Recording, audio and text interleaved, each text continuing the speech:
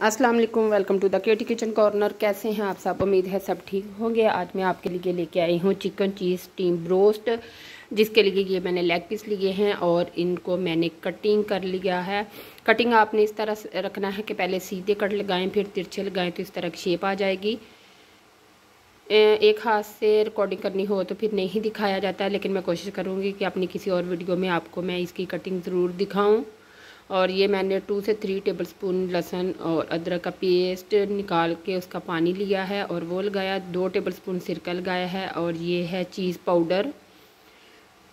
चीज़ powder आपको easily बाज़ार से मिल जाता है, अगर ना मिले तो आप घर पे भी बना सकते हैं। मैं इंशाल्लाह जल्द ही आपको चीज़ पाउडर बनाने का तरीका भी ज़रूर अपनी वीडियो में सिखाऊंगी।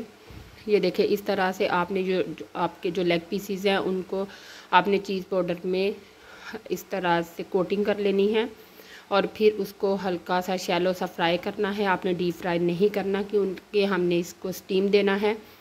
इस तरह से दोनों साइड पे हल्का हल्का, ताकि जो इसकी कटिंग है वो नुमाया हो जाए और जो चीज़ है उसका चीज़ पाउडर वो हल्का सा फ्राई हो जाए, ताकि जब हम स्टीम करें तो ये उतरे नहीं।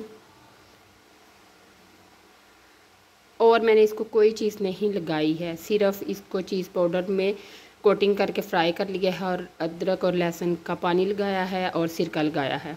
इसके बाद हम इसमें स्पाइसेस ऐड करेंगे, इसको मैरिनेट करके रखेंगे। ये देखिए, इस तरह से ये हो गया है। हल्का हल्का फ्राई करना है, बहुत ज़्यादा नहीं करना। और ये है दही, तकरीबन 1 कप दही लिया मैंने। इसके अंदर अब मैं पेपरिका पाउडर डालूँगी 1 टेबलस्पून।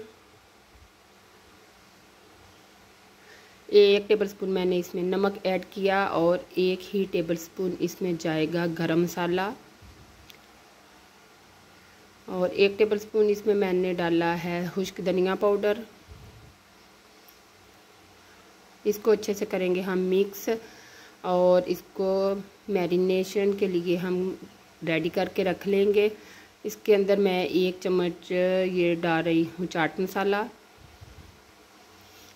और तकरीबन 1 से 1.5 टेबलस्पून मैंने इसमें चिली सॉस और लेमन का जूस डाला है। ये देखिए, इस तरह से अच्छा सा पेस्ट बन जाएगा।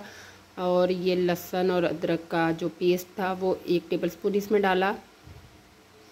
अब ये जो फ्राई किए हुए पीसीज है इसके ऊपर हम ये डाल देंगे पेस्ट सारा और इसको अच्छे से दोनों साइडों पे मैरिनेट करके रख देंगे।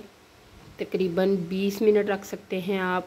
अगर आपके पास टाइम कम है तो आप 15 मिनट रखें।